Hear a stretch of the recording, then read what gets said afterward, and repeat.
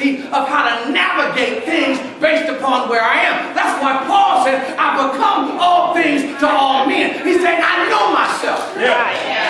And if I have to change up something to help win you to Christ, I don't mind changing up under this dynamic. I don't mind if you are steeped under the law. I don't mind giving off my understanding and my intellectualism about the law, because if it's going to help me win you to Christ, come on, brother. Let's go ahead and talk about law for a minute, knowing that ultimately we're going to get back to royal law, which is the law of Christ. Amen. Come on, please. But if I'm not willing to spend some time about who I am and how I exist in the world, then how could I really be successful? But here's the critical piece. In terms of our ontology and our identity, because don't talk to me about the fact that you're going to pursue Christ and you don't know you. Well, you can't do that. Don't talk to me about the fact that you're about to pursue Christ and the love of Christ and you don't love yourself. How can you pursue Christ under the auspice of love and you don't love or like yourself? Then your pursuit will be faulty. Your pursuit will be fraudulent, and your pursuit will be based upon the wrong expectation and motive, because we are to understand that we are who we are because the great God of heaven has made us who we are, and we love that. But there are people who don't like themselves. Come on now. We live in a world, we especially live in a nation where people have tried to modify, change up their appearance, recreate their phenotype, because they don't like what they see when they look. That means you don't know who you are, neither do you appreciate what God has made you out to be. And there's a whole lot of people out there trying to change who they are to meet an image. That's not the image that God made. It's actually found right there in the text in terms of Matthew chapter 16, when Jesus tells Peter, flesh and blood has not revealed. See, some people are trying to define who they are based upon flesh and blood. Let me go read a book to tell me who I am. Let me go to another workshop to find out who I am. Well, last time I checked, all of that would be flesh and blood knowledge. But Peter was blessed by God in terms of knowing who Christ was, and he said, flesh and blood didn't tell you this. This is identity information you've received in the spirit realm. So, in knowing who we are in Christ, do you know who you are in the spirit realm? That's why he quizzed his men. But who do you say?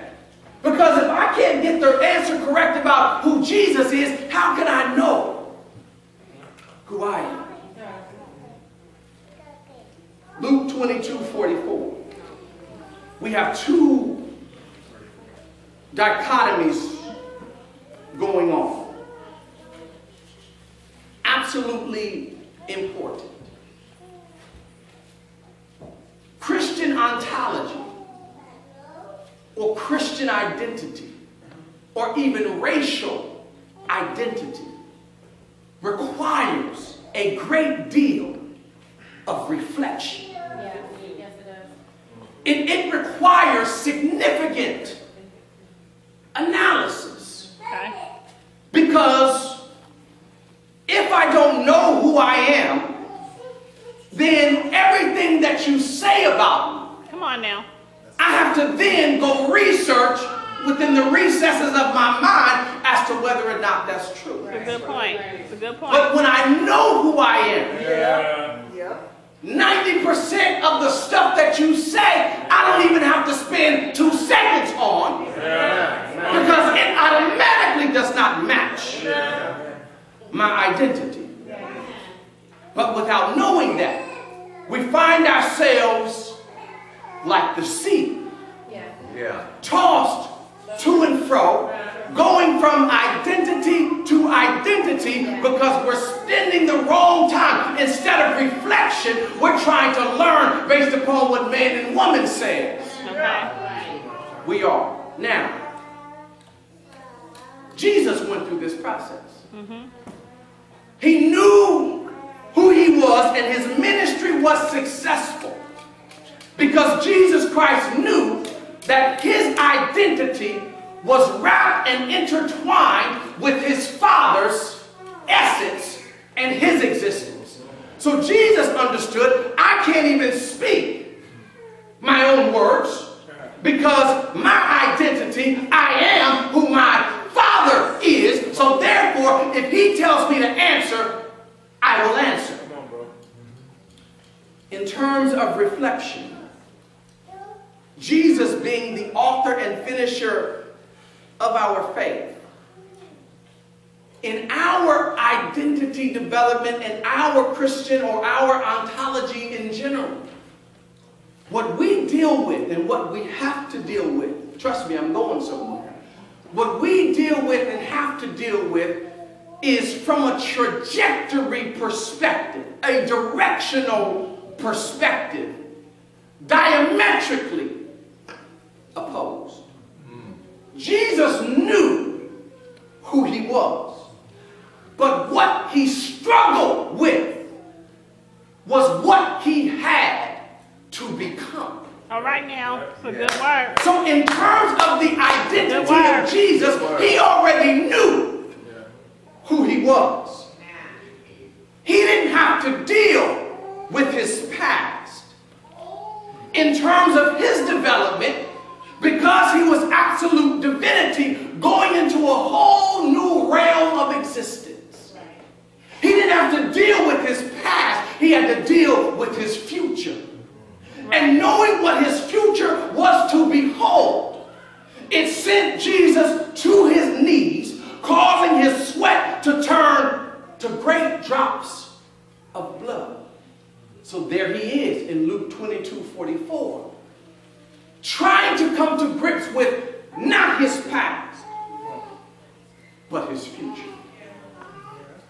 Not what had already happened, but what was going to happen. Because what was going to happen to Jesus was going to be based upon that which he did not do. He was about to enter into a realm of life where he now had to take responsibility, the exact opposite of us. Where he now was going to have to take responsibility not for his actions, but for my actions. Yeah. Wow. Your actions. Yeah. So his identity as he moved closer and closer toward Calvary was about taking on this new identity that would put him on the cross as a representation and as the epitome of sin. Right. Come on, bro. If Jesus Christ had to struggle with a level of identity development in terms of becoming the person hanging on the cross, do you think you and I Come on now. have to struggle on this road of becoming? But there's a significant difference. Jesus had to deal with his future. We struggle ontologically because we have to deal with our past. Right. That's a good point. Okay. That's where the pain is. Yeah. I see The it. pain of Christ was futuristic. I see it. Our pain is oftentimes historic. Right. Had Christ at Gethsemane not dealt with his futuristic identity, he could not have gone to the cross. That's right. If you and I don't deal with our historic letdown, Come on now. Okay. we cannot be who God would have us to be, but for the most part. Yeah. Y'all will catch up in a minute. I got Y'all it. get there in a minute. I got But for the most part, we don't want to deal with our historic That's right. past. on. our history, Come on now, bro. hoping to all of a sudden become Come on now. something, Yeah. when we cannot become anything without dealing with our historicity. Good word. Good word, brother. So you want to know who you are? That's a good word. You have to deal with your past. Yeah. Jesus, to find out his complete fulfillment prophetically from an earthly perspective, had to deal with his future. Okay. You and I Good analogy. must deal with our past. Amen. All of the success, Come on. all of the horror, all of the trauma, Yeah. all of the degradation, because that's part of who you are. Yeah, right. Come on now. And if you don't deal with it, others will navigate their way in your life and manipulate you based upon your past. Come on, They now. will define your terms for you.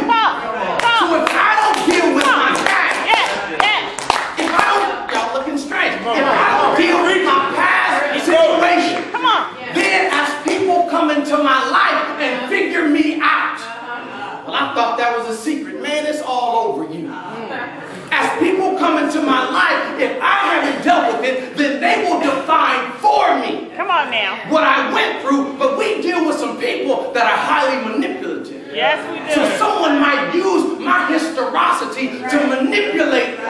Come on now. So I have to know my history better than anyone. I have to be in touch with my painful past and master my painful past more so than anyone, because without mastering my painful past, I cannot pursue a perfected Christ. It's a good word. I have to deal with my past. Not only that, it's divine instruction that we deal with our past. Now, we have this notion. Jesus had to do the ultimate and deal with his future. Ain't no way in the world you can deal with your future. You don't know it. Oh. Jesus didn't primarily, he didn't have a past to deal with on that level. He was sinless. Okay? He was sinless. So in terms of looking back at all of his mistakes, he didn't have any. But what he did know is that he was going to take on in human form all of the mistakes of the world. Well, And that weight would weigh him down on the cross. That's what he had to deal with. But God in his word consistently tells us to remember. Remember. But, like I said, we live in a society where we would rather forget Yes. and move on Come on. than deal with our past. You're right. Which means I'm half done. I'm half done. Because the way I deal with my pain will help me understand who I am. And if I'm not willing to deal with my historicity, regardless of what that is, then I can't really fully develop into who God would have me to be. Neither would I be able to appreciate God's deliverance. Deliverance. Come on, man. If I'm not willing to deal with my past, I will never be able to identify God working out in my past, even before I knew Him. Oh, yeah. So God is asking for me to take a trip retrospectively back in time and identify when He interceded in my life. Because the last time I checked, everybody here is still alive. Come on. Come on, brother. Yep. Good word. Exodus 13. Exodus 13. That's powerful.